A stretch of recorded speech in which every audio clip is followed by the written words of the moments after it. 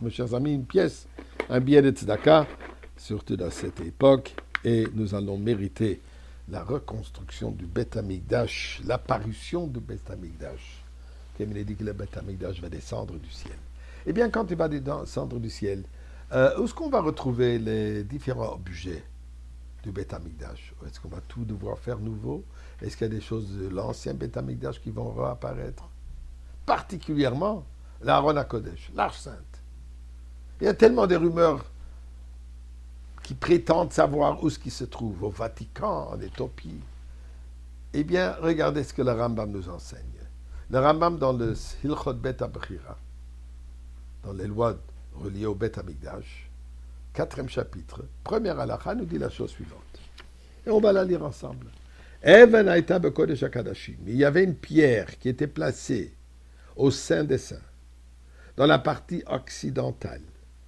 Et sur cette pierre, Haya Aaron Munach, le Aaron HaKodesh, l'arche sainte qui a contenu les premières luchot, les premières tables brisées et les deuxièmes entières, étaient posées sur cette pierre. Et là-dessus, il y avait aussi la fiole de manne, de la nourriture qui tombait tous les jours du ciel, pour nous rappeler que la nourriture vient du ciel, ainsi que le bâton d'Aaron avec lequel il nous a délivrés d'Égypte. Donc pour savoir, ce bâton, il est toujours là. Il n'a pas disparu, vous allez mériter. Nous allons donc mériter la délivrance. Ensuite, le Rambam continue en disant, lorsque Salomon a construit le Beth Amikdash, et il savait qu'il serait détruit, il a construit une chambre dans laquelle l'arche pouvait être enterrée sous le bâtiment du temple, dans des voûtes profondes et labyrinthiques. Le roi Joséa, Yehoshua, à un certain moment a ordonné de le poser là-bas. Et le Rambam cite des versets du Divrei Hayamim, où il s'agit des chroniques, donc, où il s'agit que cet événement a eu lieu. Ensuite, le Rambam y continue. À savoir, il dit que le Urim Vetumim, le pectoral, sur lequel il y avait les 12 pierres avec les noms des Shvatim, les noms des tribus gravés, dans le deuxième temple, malheureusement, il ne fonctionnait pas. C'était quoi sa fonction? Bien, à chaque fois que le peuple juif avait une question importante, le Kohen posait la question à Kadosh Baruch Hu, à Dieu, et la réponse venait par l'illumination des différentes lettres qui étaient engravées sur cette pierre, et ça formait la réponse. Malheureusement, dit le Rambam, durant la période du deuxième Beth Amikdash, les batteries ne fonctionnaient pas. Il l'avait, et le Rambam dit la raison pourquoi il avait, malgré le fait qu'il ne fonctionnait pas, était tout simplement puisque la Torah veut que le Kohen Gadol porte 8 vêtements. Un de ces 8 vêtements était le pectoral Urim Vetumim.